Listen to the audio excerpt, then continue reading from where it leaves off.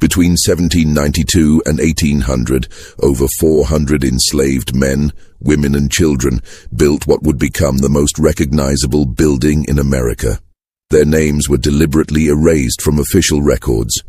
Their bodies were buried in unmarked graves across the District of Columbia. For 2 centuries, the government maintained these omissions weren't accidental, they were policy. In 1901, a restoration crew discovered something beneath the East Wing's foundation that made the superintendent order an immediate halt to all excavation. The workers were sworn to silence. The discovery was reburied within hours.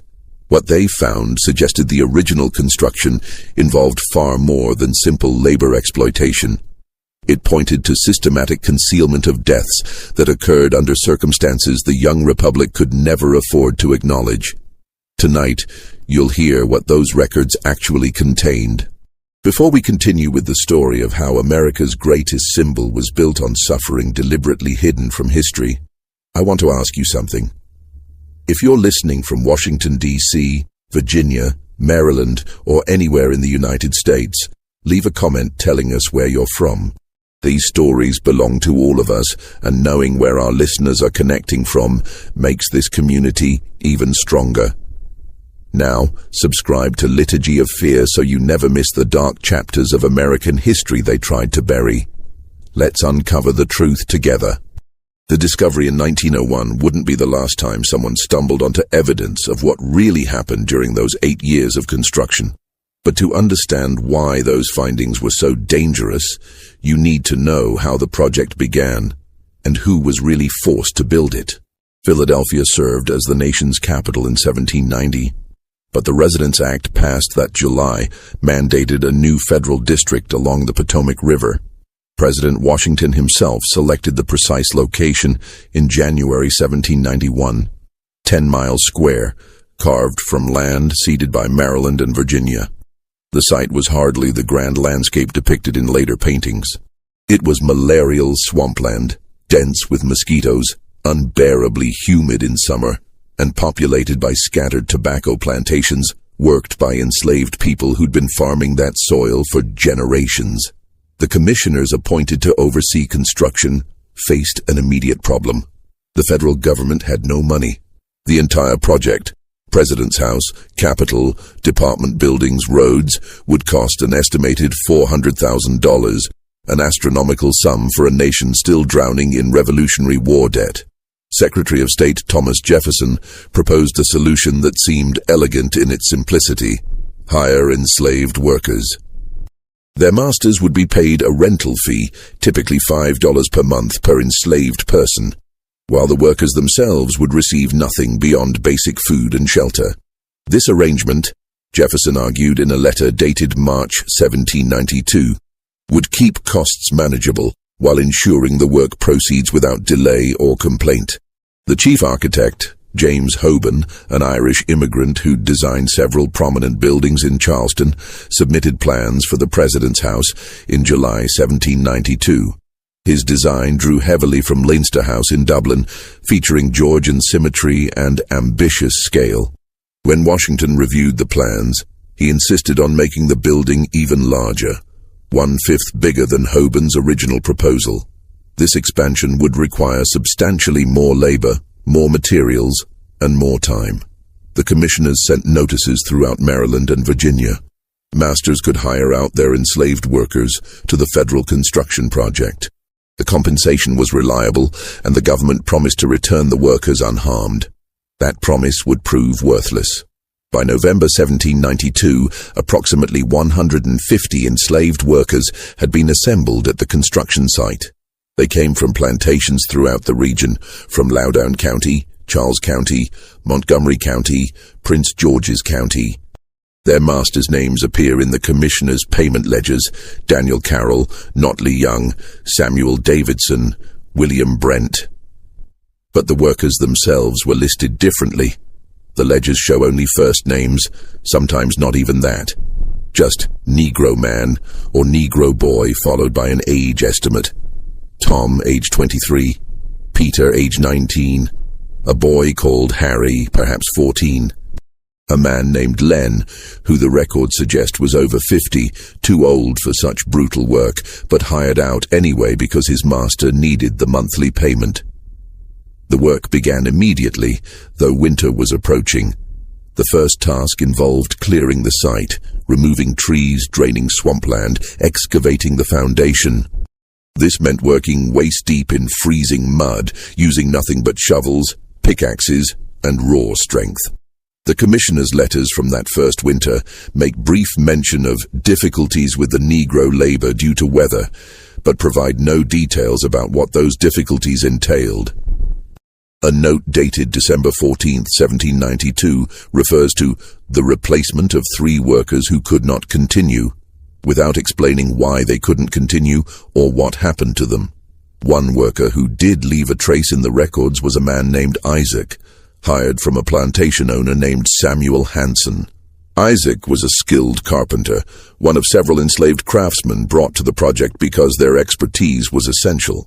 The commissioner's correspondence shows Isaac worked on the interior carpentry throughout 1793 and 1794, and that Hanson received payment for Isaac's labor through November 1794.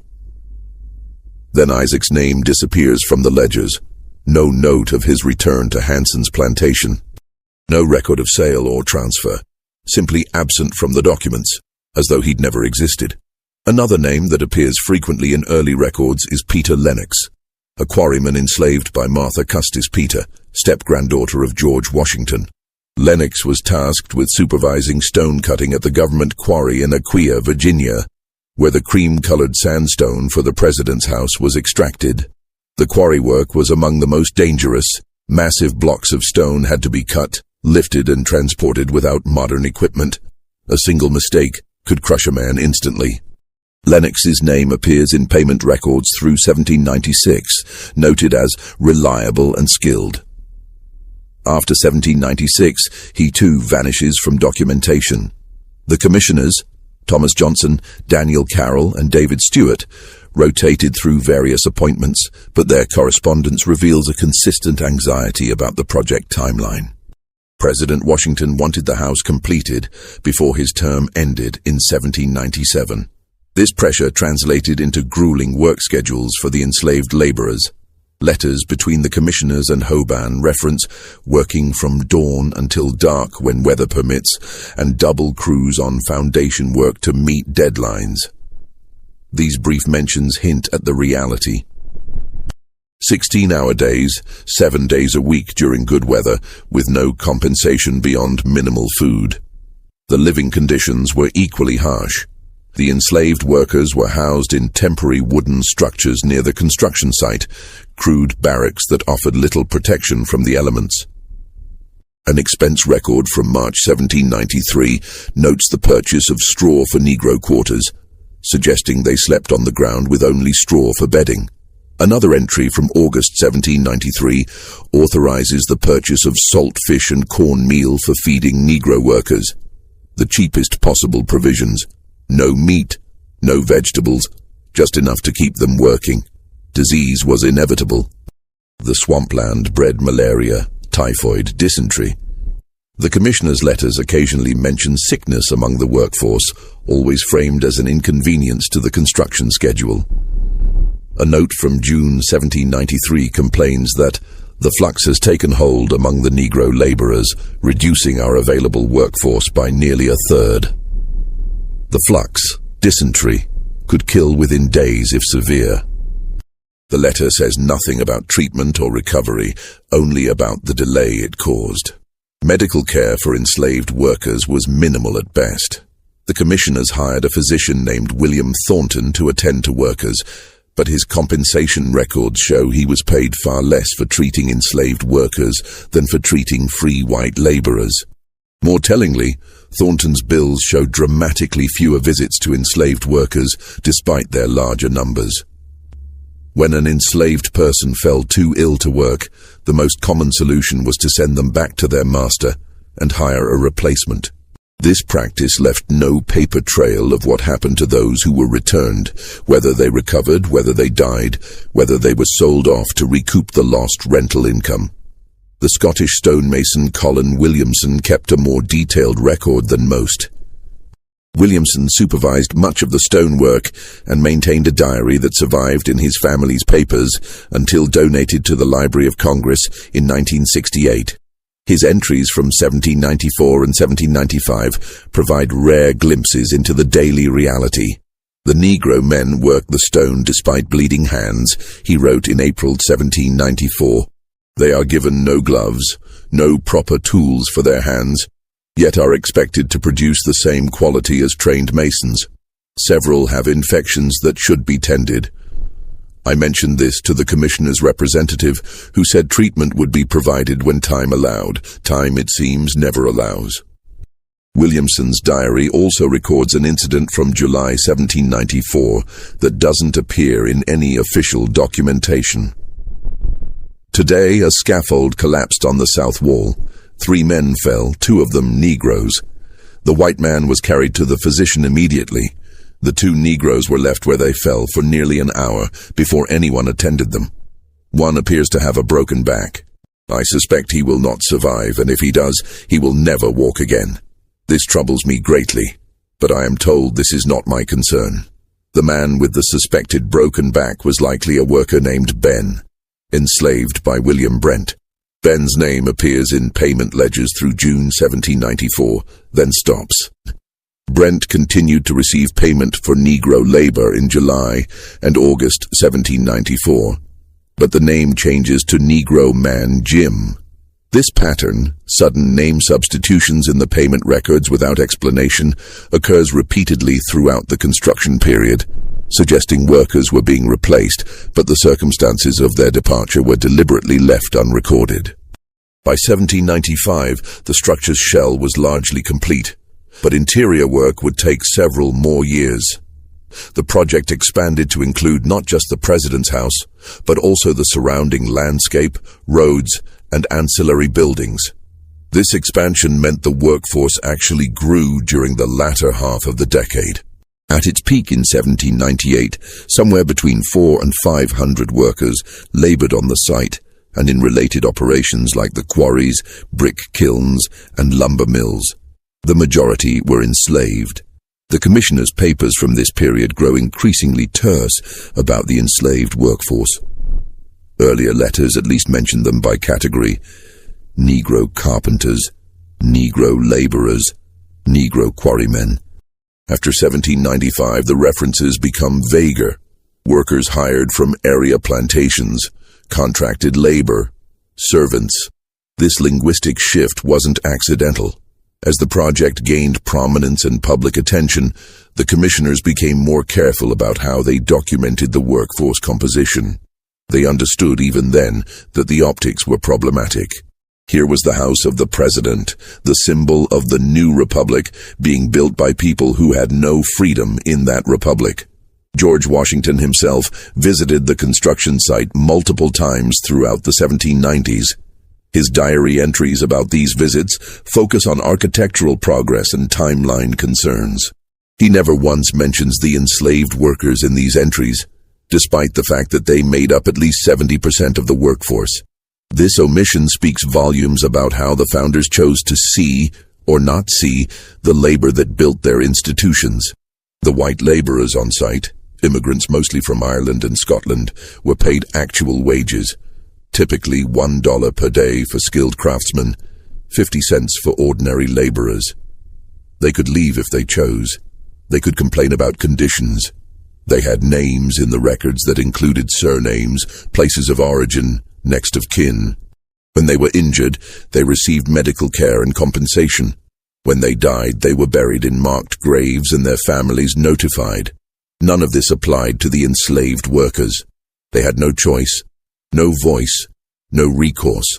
They built the house stone by stone, brick by brick, knowing they would never walk through its doors as anything but servants, knowing their children would inherit their chains, knowing their names would be forgotten while the names of the architects, commissioners, and presidents would be etched into history books.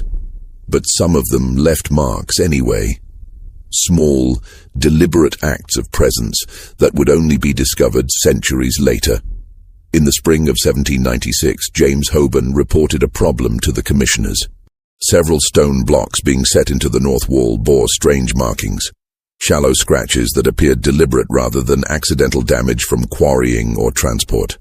Hoban's letter, dated April 3, 1796, describes them as crude symbols or letters, purpose unknown. He asked whether the blocks should be replaced or simply turned inward so the markings wouldn't be visible. The commissioner's reply, dated April 10th, instructs Hoban to turn the stones inward and continue construction. The markings are likely meaningless scratches from handling, the letter states. There is no need to delay work for such trivialities. The incident was considered closed, but the markings weren't meaningless. They were names. Enslaved workers with stone-cutting skills had carved their names, or sometimes just initials, into blocks they'd shaped. The carvings were subtle, easily dismissed as accidental marks unless you knew what to look for. They were acts of extraordinary courage, because if discovered during the carving, the punishment would have been severe. But they did it anyway, these men whose names appeared in ledgers only as Tom, or Peter, or Negro Man. They carved T.H. and P.L., and sometimes full names like Isaac, into stone, then sent those stones to become permanent parts of the president's house. It was their way of saying, "We were here. We built this. Remember us." Hoban never reported finding additional marked stones, which suggests either he stopped noticing or stopped reporting. Given the commissioner's dismissive response, the latter seems more likely. Why bother the commissioners with something they'd already deemed irrelevant? The marked stones weren't discovered again until 1902, during Theodore Roosevelt's renovation of the building. Workers removing plaster from interior walls found the stones with their carvings turned inward, exactly as Hoban had been instructed to place them. The renovation supervisor, a man named Charles McKim, made a note of the discovery in his private records. Found various stones with crude markings on interior faces. Some appear to be initials or names, origin uncertain. Likely made by workers during original construction. McKim's note suggests he understood the significance, but no official report was ever filed. The stones remained in place, hidden behind new plaster. But the marked stones were only a small part of what had been deliberately concealed. The more significant hiding began in the summer of 1797, following an incident that could have destroyed the project's already fragile reputation. July 1797 brought one of the worst heat waves anyone could remember. Temperatures climbed above 100 degrees for days on end. The combination of extreme heat, swampland humidity, and inadequate water supplies created catastrophic conditions for the workers. Within 2 weeks, dozens of enslaved laborers fell ill with what the commissioner's correspondence refers to vaguely as summer fevers. The commissioners sent urgent letters to plantation owners. "Your workers have taken sick and cannot continue. Send replacements." These letters are unusually numerous for late July and early August 1797. At least 23 survive in the archives. Each requests immediate replacement workers, which suggests the number of sick workers exceeded 23, possibly by a substantial margin. What happened to those workers? The commissioner's papers contain no follow-up correspondence explaining their fate. The plantation owners' replies, where they survive, are terse. Acknowledged, replacement sent. No mention of the sick workers being returned. No mention of their recovery or death.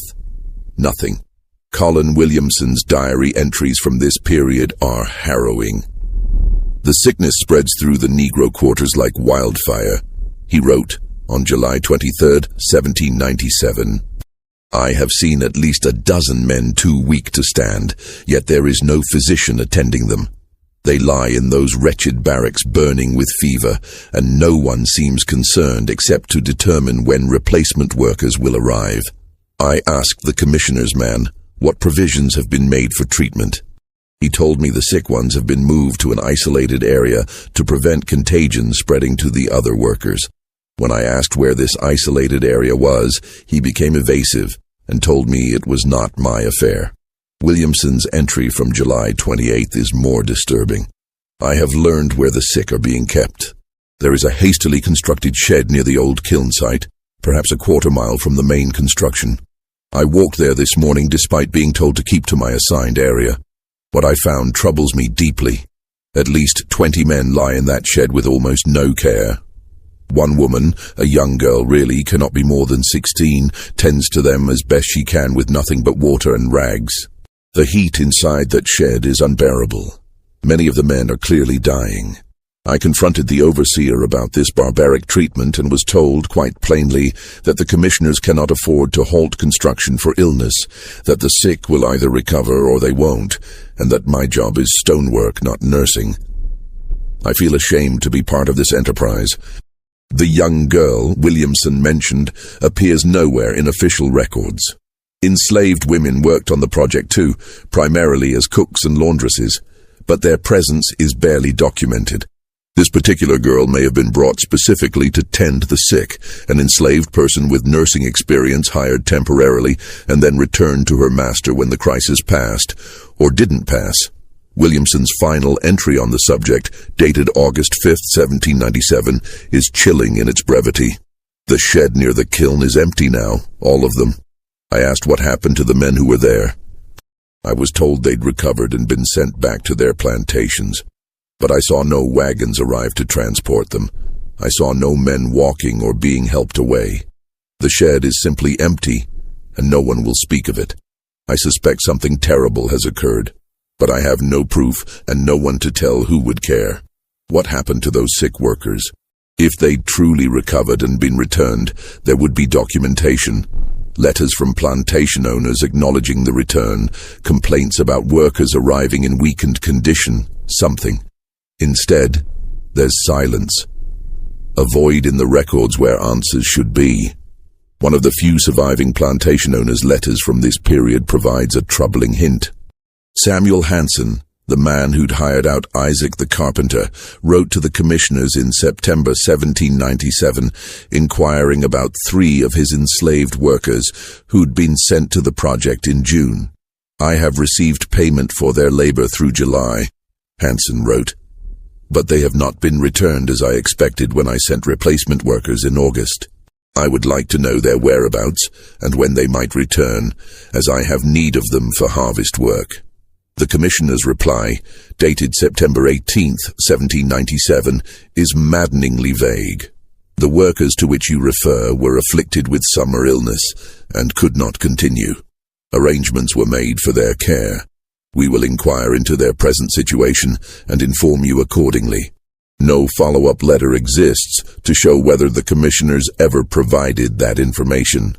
Hansen's subsequent correspondence contains no further mention of those 3 workers, which suggests either he received a private verbal response or he gave up asking. But some plantation owners didn't give up. In November 1797, William Brent sent a pointed letter to the commissioners demanding the return of 5 enslaved workers who hadn't come back to his plantation despite being replaced months earlier.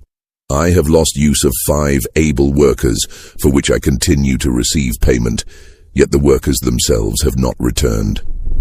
This arrangement cannot continue.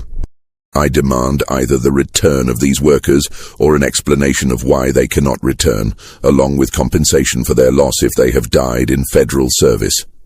This letter hit a nerve.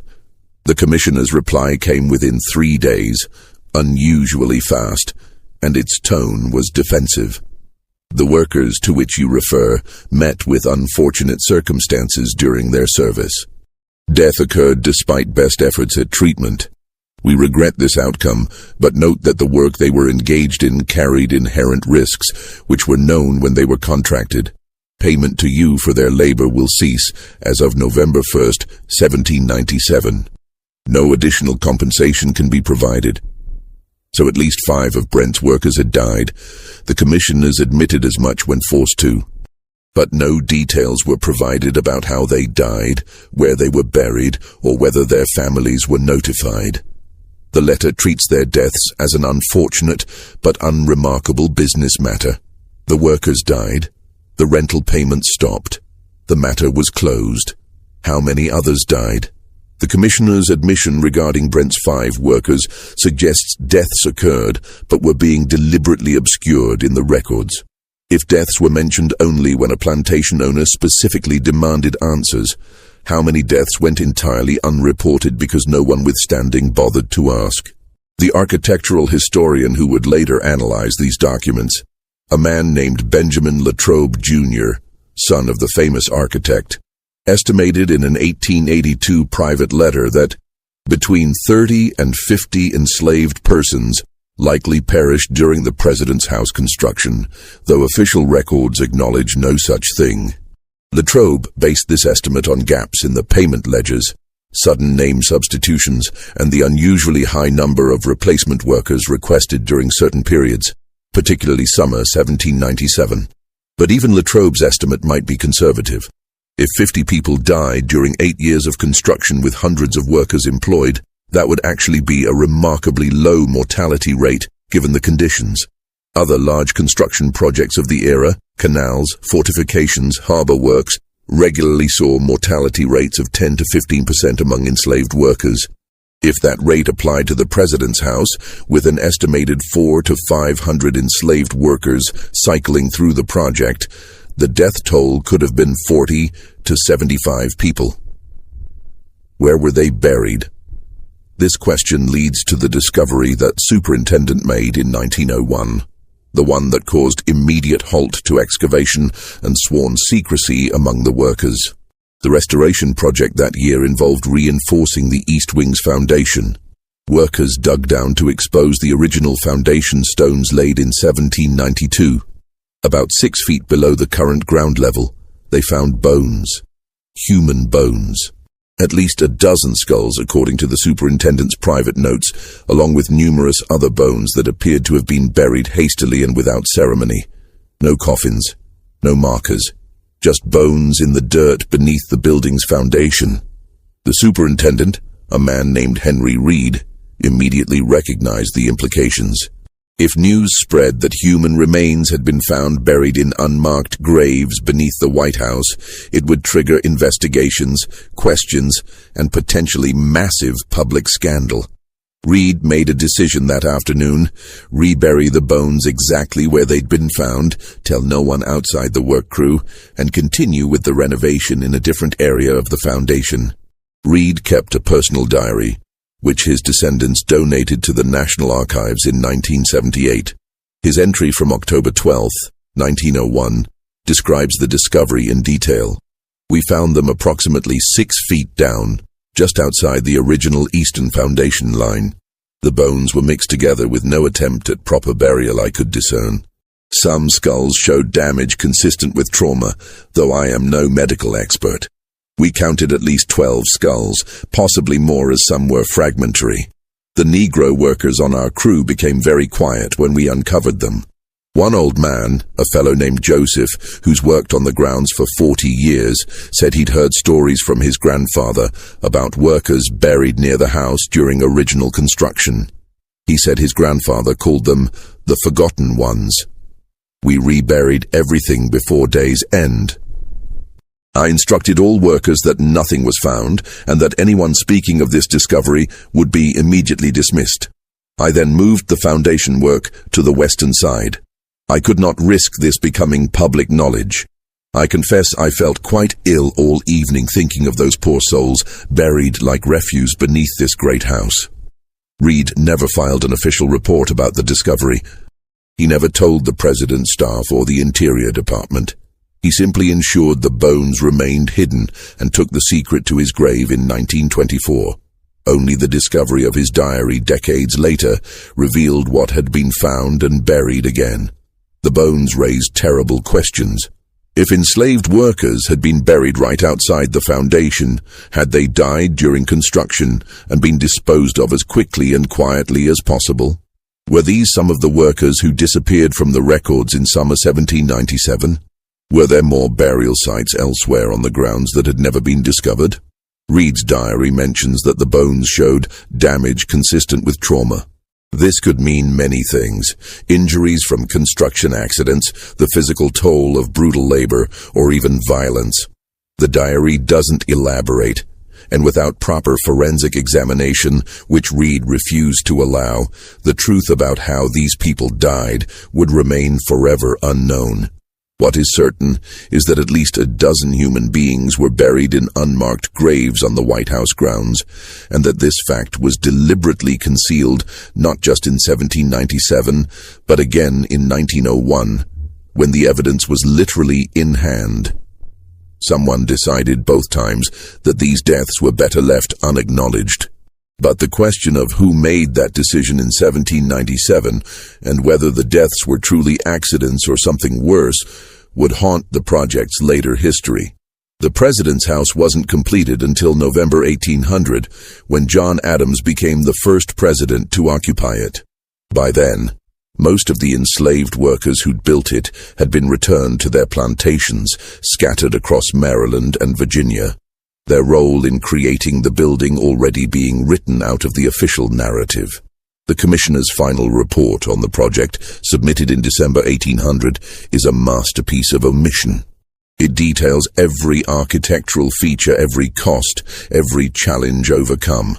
It praises James Hobin's design and George Washington's vision.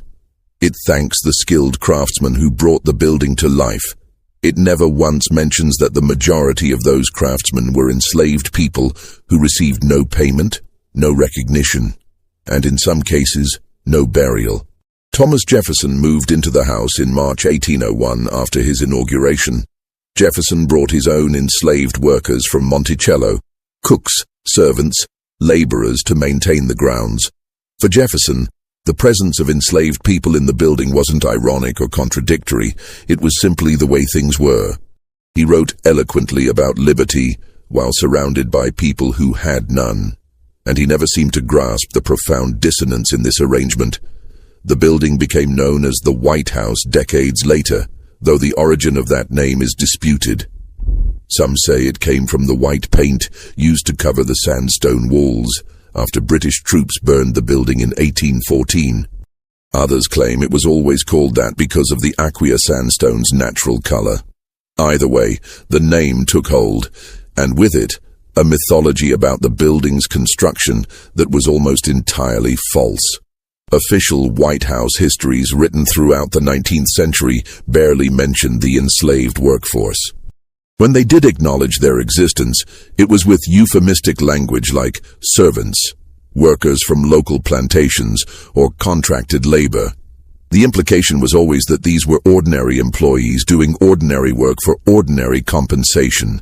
The fact that they were enslaved, that they had no choice, that they received nothing, all of this was smoothed over, sanitized, rendered invisible. Even histories that acknowledged slavery's role in construction minimized it.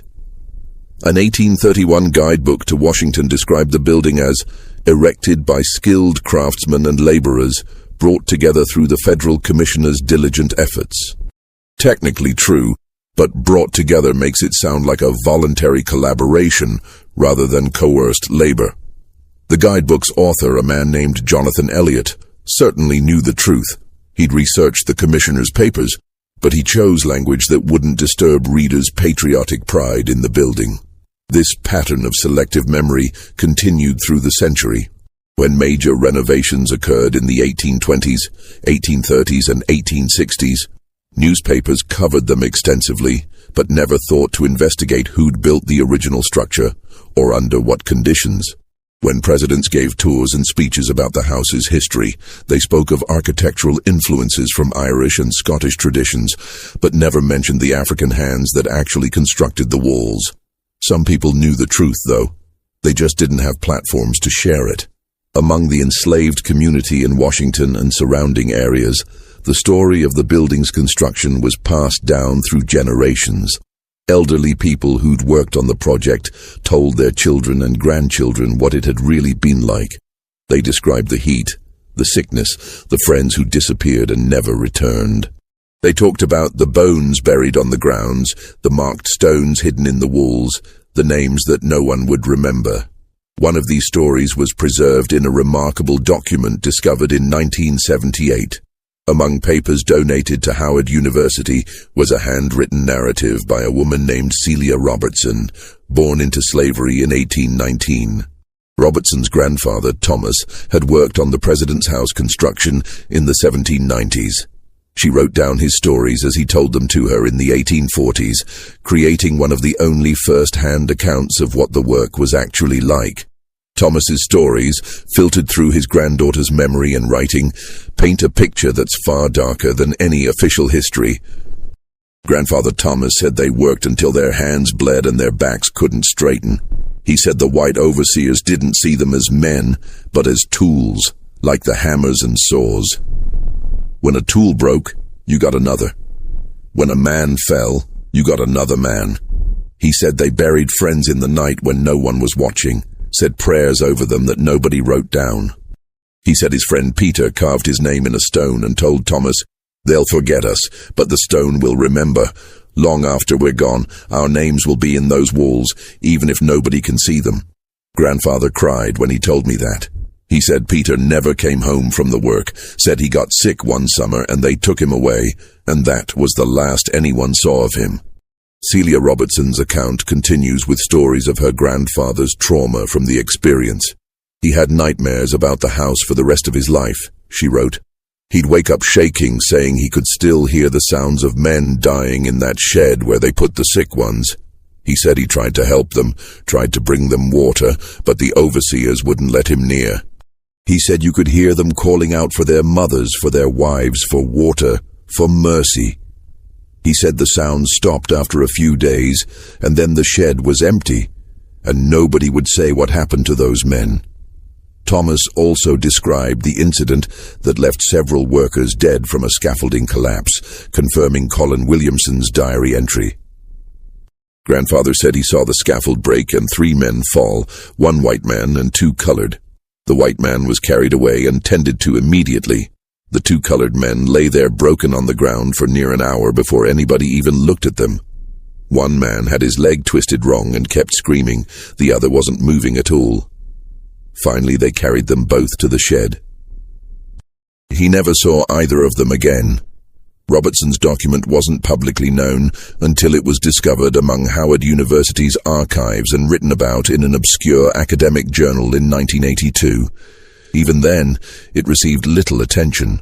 The mainstream historical community largely ignored it, perhaps because it contradicted the more comfortable narrative about the building's origins that had been established over nearly 2 centuries. But the document raised important questions. If Thomas's memories were accurate, and there's no reason to think his granddaughter fabricated them, then the official record had deliberately obscured numerous deaths and terrible working conditions. The shed where they put the sick ones matched the location Colin Williamson described in his diary. The scaffolding incident matched Williamson's account almost perfectly. Thomas's stories and Williamson's contemporary observations were corroborating each other across decades. This convergence of evidence suggested something historians had long suspected but could never quite prove. The President's House construction involved significant loss of enslaved lives, and those losses were systematically erased from the historical record. The physical evidence supported this conclusion too.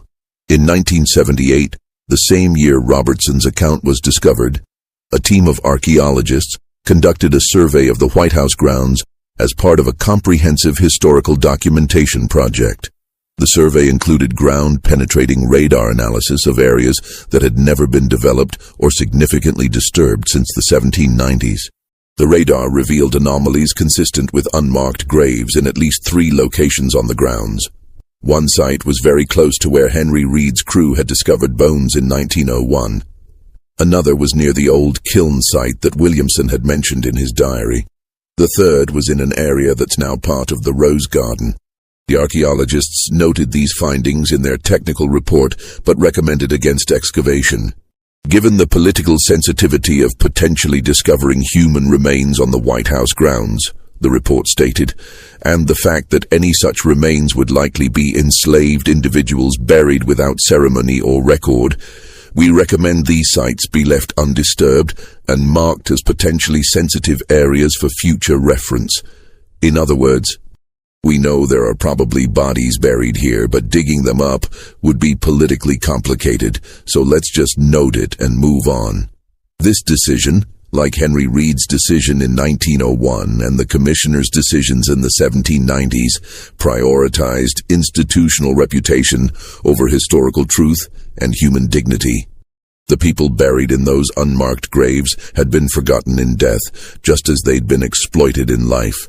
Even when evidence of their existence surfaced, the response was to rebury it, literally or figuratively. The architectural historian who'd estimated 30 to 50 deaths, Benjamin Latrobe Jr., became obsessed with uncovering the true toll. After reviewing the surviving commissioner's papers in the 1880s, Latrobe began corresponding with elderly African Americans in the Washington area, trying to collect oral histories before that generation passed away. He managed to record accounts from 17 people whose grandparents or great-grandparents had worked on the president's house construction. Their stories were remarkably consistent. All mentioned brutal working conditions, insufficient food and water, endemic sickness, and people who vanished from the workforce and were never heard from again. Several specifically mentioned the summer of 1797 as particularly deadly. One man told Latrobe, "My grandmother said her uncle went to work on the president's building and caught the fever that summer when it was so hot. She said they took him to a place away from the others, and her mother went looking for him but couldn't find where they'd put him. Later, they told her he'd died and been buried, but they wouldn't say where. She looked for his grave for years but never found it." Latrobe compiled these accounts into a manuscript he hoped to publish as a corrective to the sanitized histories. He titled it, "The Hidden Cost: Enslaved Labor in the Construction of Federal Buildings." But no publisher would touch it. Latrobe tried for 5 years to get the manuscript published, but the rejections were unanimous. Too controversial, not appropriate for current readership, lacks sufficient documentation, and most tellingly, would damage the reputation of venerable institutions. Latrobe died in 1887, bitter and frustrated. His manuscript remained unpublished until 1934, when a small academic press released it in an edition of just 500 copies. It sold poorly and quickly went out of print. The book is now extremely rare. Most copies were lost or destroyed over the years. Only about 24 copies are known to exist today, scattered among university libraries and private collections. Even when the truth was documented and available, it couldn't gain traction against the established narrative.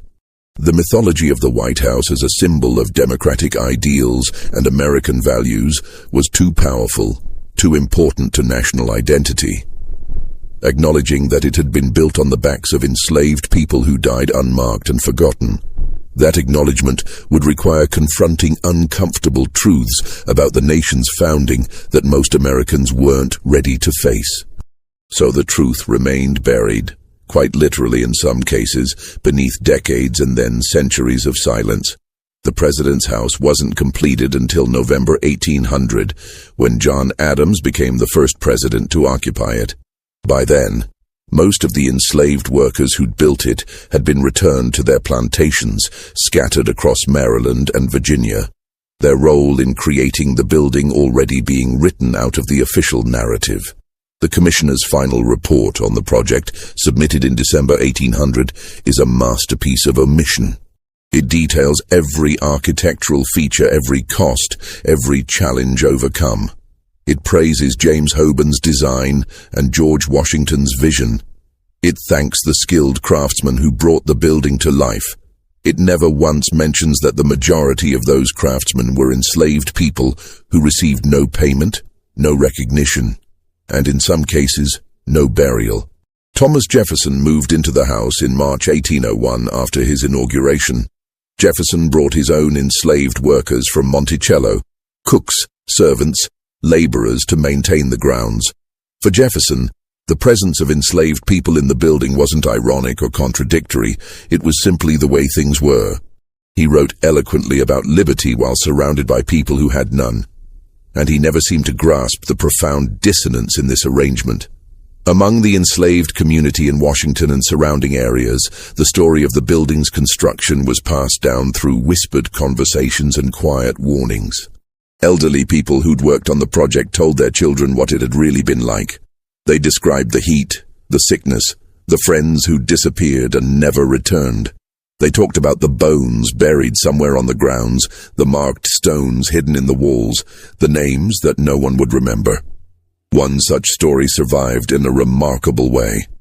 In 1843, a woman named Celia Robertson, born into slavery in 1819, began writing down her grandfather Thomas's stories about working on the president's house in the 1790s. She kept these writings hidden, knowing that enslaved people caught with written materials could face severe punishment. Her account, preserved secretly and passed down through her family, would remain unknown to historians for generations. Thomas's stories, filtered through his granddaughter's careful memory and secret writing, painted a picture far darker than any official history. Grandfather Thomas said they worked until their hands bled and their backs couldn't straighten. He said the white overseers didn't see them as men, but as tools, like the hammers and saws. When a tool broke, you got another. When a man fell, you got another man. He said they buried friends in the night when no one was watching, said prayers over them that nobody wrote down. The account continued with stories that matched details from other sources. He said his friend Peter carved his name in a stone and told Thomas, "They'll forget us, but the stone will remember. Long after we're gone, our names will be in those walls, even if nobody can see them." Grandfather cried when he told me that. He said Peter never came home from the work, said he got sick one summer and they took him away, and that was the last anyone saw of him.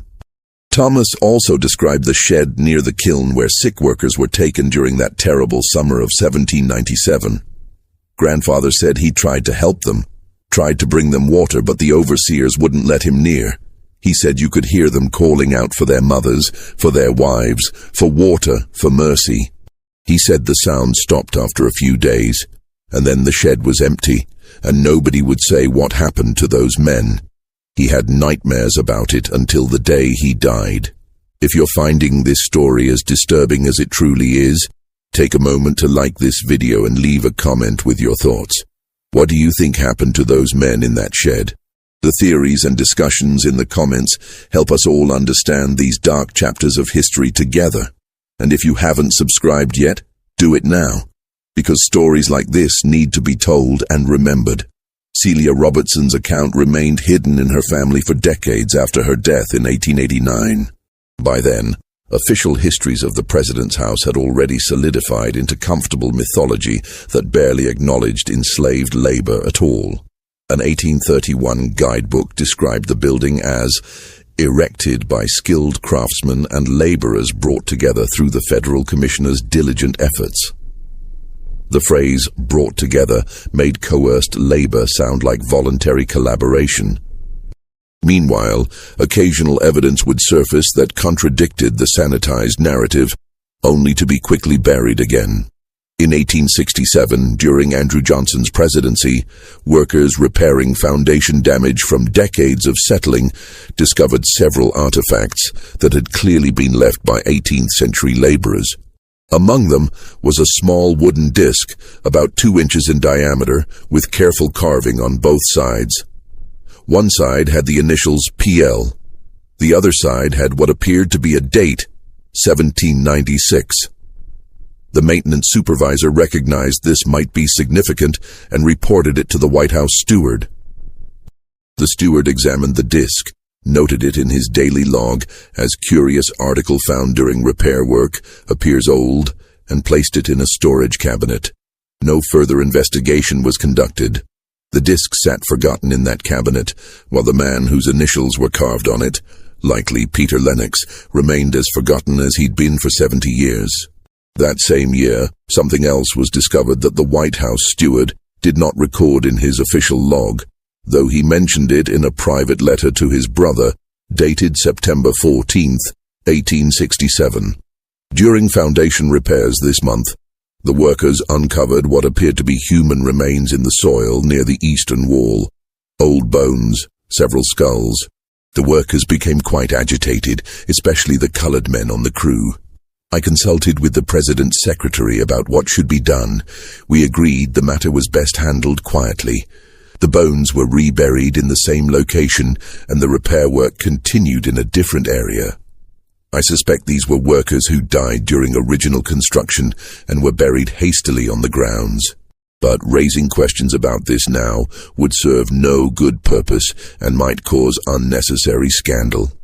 The steward's decision to rebury the bones and stay silent set a precedent that would be followed again decades later. The dead would stay buried. The questions would stay unasked. In 1891, the Interior Department commissioned a historian named Herbert Bancroft to write a comprehensive history of federal buildings. Bancroft was given access to archives that previous historians had never seen, including correspondence between the commissioners and plantation owners that had been stored in a War Department warehouse and largely forgotten. What Bancroft found in those yellowed letters disturbed him deeply. He found the exchange between William Brent and the commissioners, in which they admitted 5 of Brent's workers had died. He found at least a dozen similar exchanges with other plantation owners. He found records of payment disputes where owners demanded compensation for workers who hadn't been returned. He found medical bills that suggested far more workers had required treatment than the commissioners had acknowledged publicly. Most disturbing was a letter he discovered from Samuel Davidson to his brother, dated December 1797, that had apparently never been sent. Davidson had written it in obvious anger. "I have received notification from the federal commissioners that 3 of my workers have died while in their service this past summer. They died in July, supposedly of fever, though no physician examined them as far as I can determine. Brother, these were healthy, strong men I sent to Washington in June. 3 months later, all 3 are dead, and I am told this is simply unfortunate luck. I do not believe it was luck at all. I believe conditions at that construction site are barbaric. The overseers are cruel and negligent, and men are dying from abuse as much as from any fever." The letter continued with an accusation that made Bancroft stop and reread it twice. "I have spoken with other owners who sent workers to that accursed project. William Brent lost 5 men, 5, and was told nothing until he demanded answers. I spoke with Notley Young, who said at least a dozen of his workers came back sick and weakened, and 3 died within weeks of returning home. The true toll of this construction is far higher than anyone will admit. I will not send another living soul to work on federal projects." Bancroft sat in that archive room for a long time after reading Davidson's letter. If the plantation owner's information was accurate, and Bancroft had found documentation confirming Brent's 5 deaths, then at least 24 enslaved workers had died that Davidson knew about. And Davidson explicitly stated, "The true toll is far higher than anyone will admit." Bancroft compiled his findings into a section of his manuscript titled "The Human Cost of Construction." He wrote carefully but honestly about what the records revealed. The construction of the President's House, that great symbol of American democracy, was accomplished in significant part through the forced labor of enslaved persons. The conditions under which they worked were brutal. The compensation they received was nothing, and the deaths that occurred, deaths which available evidence suggests numbered at minimum 40 individuals and quite possibly more, were deliberately obscured in official records and have been omitted from all subsequent histories of the building. When Bancroft submitted his draft manuscript to the Interior Department in early 1892, the response came swiftly. A letter dated March 3, 1892, instructed him in unambiguous terms, "While we appreciate your thorough research, we feel that the section regarding unfortunate incidents during construction does not serve the purpose of this commissioned history, which is to celebrate the architectural and engineering achievements of our federal buildings. Please remove this section entirely and focus on the positive aspects of these great American landmarks." Bancroft protested. He wrote back arguing that a complete history must include uncomfortable truths. that omitting the deaths and suffering of enslaved workers was a disservice to historical accuracy and to the memory of those who died. The Interior Department's reply was even more direct. Remove the section or the book would not be published, and he would not be paid. Bancroft had spent 2 years on the project. He had a family to support. He removed the section, but he couldn't bring himself to destroy it. He kept the deleted pages among his personal papers, along with copies of the most damning letters he'd found. He wrote a note on the folder containing them. The truth about how the president's house was built. Removed from my history at government insistence. May someone braver than I eventually tell this story. H.B., April 1892. The published version of Bancroft's history appeared in 1893. It contained exactly 1 paragraph about enslaved labor. The project employed workers from area plantations under contract with their masters, a common practice of the era. These workers contributed their skills to the construction of this magnificent building. Bancroft's deleted section, with its careful documentation of deaths, its quotes from Davidson's damning letter, its estimate of 40 or more casualties, remained in his personal files. When Bancroft died in 1918, his papers were stored in boxes by his family, who didn't know what historical significance they contained. The architectural historian Benjamin Latrobe, Jr., son of the famous architect, had spent years in the 1880s trying to piece together the truth about the president's house construction. He'd reviewed what records he could access.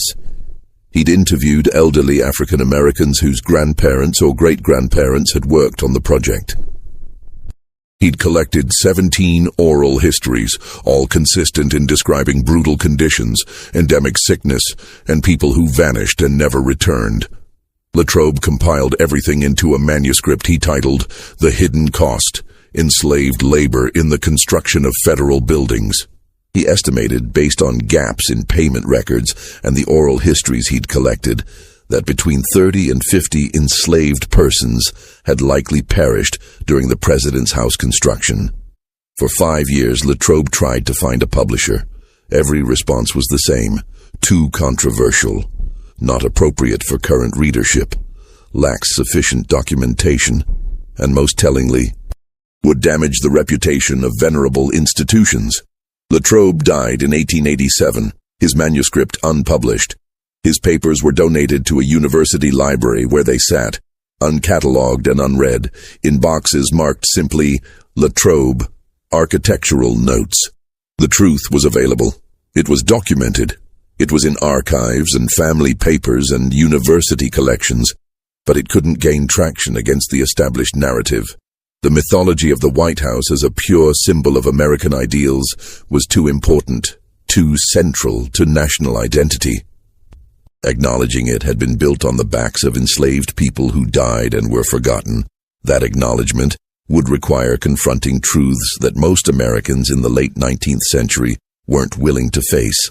In October 1901, the discovery that Henry Reed's crew made beneath the East Wing Foundation brought all of these buried truths rushing back to the surface, at least for the few people who knew about it.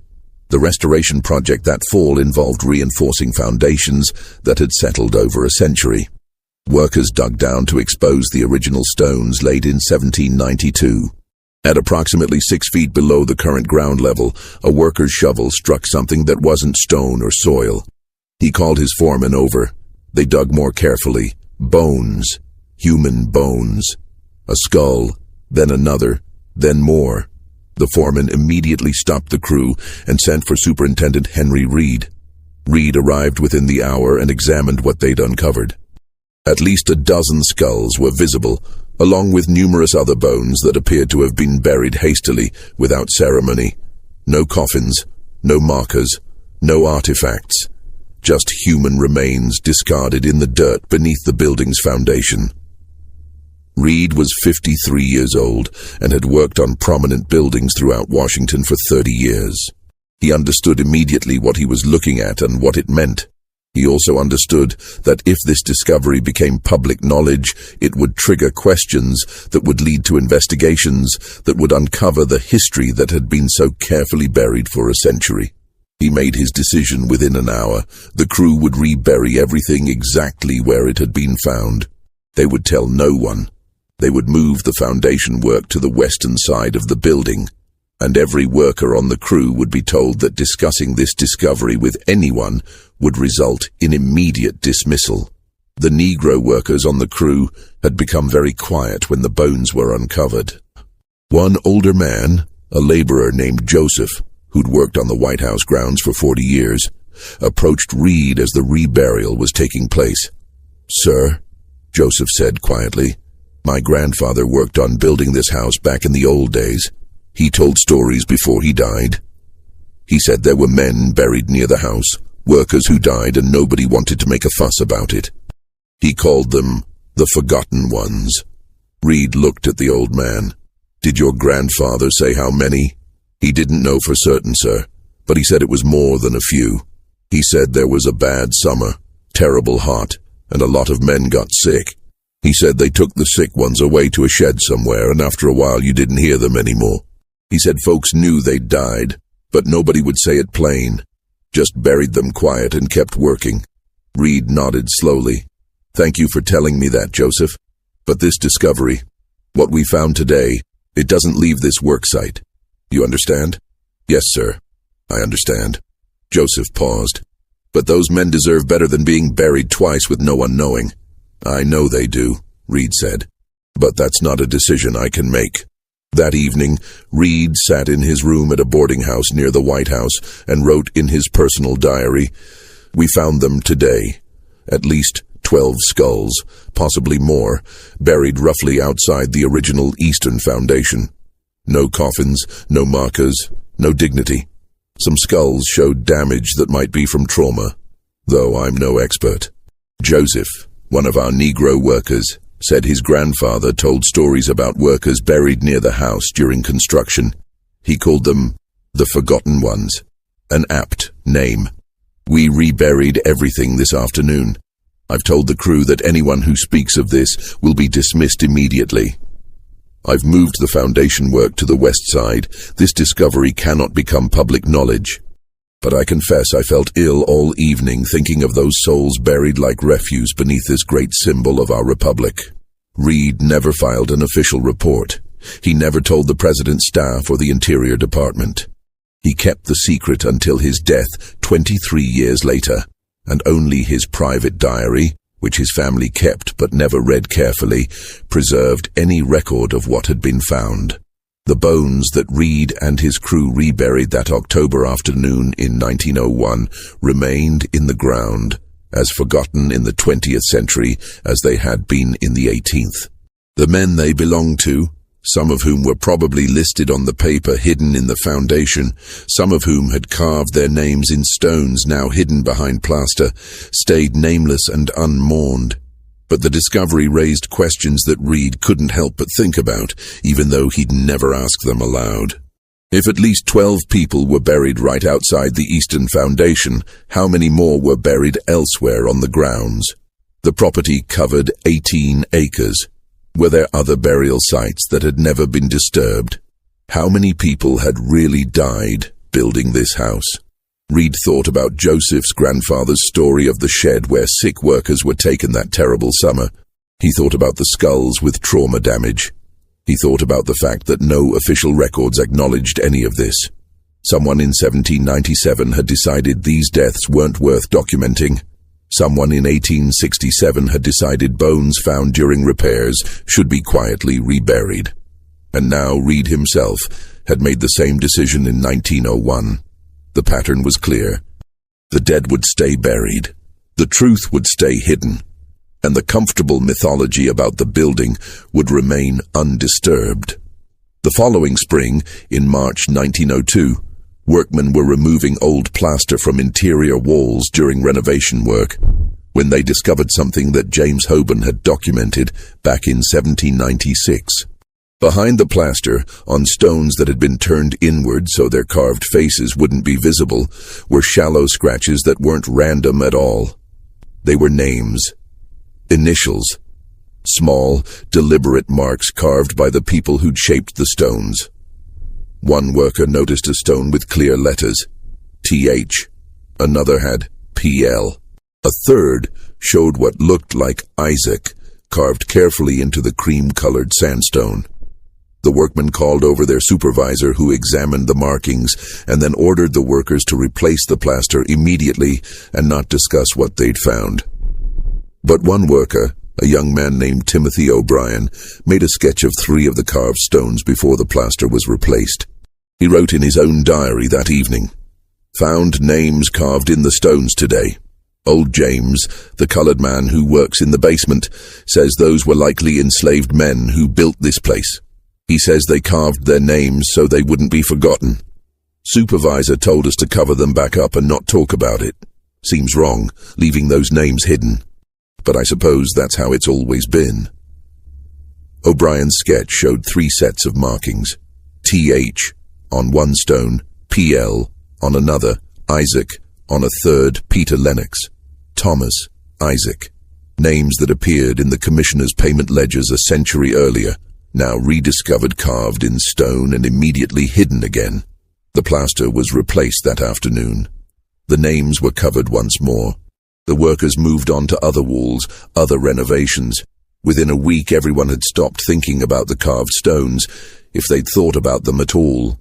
Theodore Roosevelt, who occupied the White House during these renovations, was never told about the bones found the previous year or the carved names discovered that spring.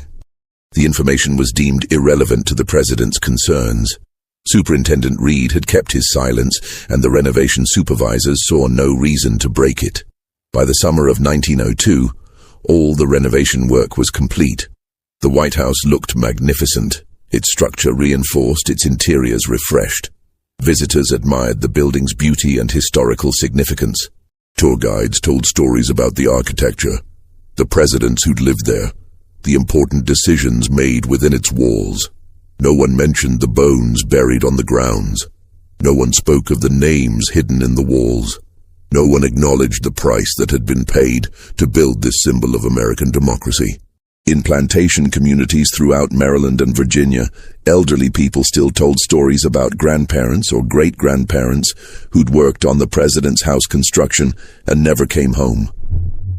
These stories were passed down through generations, preserved in African-American families even as they disappeared from official history. But by 1902, most of those elderly storytellers had died. Their children remembered some of the stories, but the details grew vaguer with each generation. Names were forgotten, specific incidents blurred together.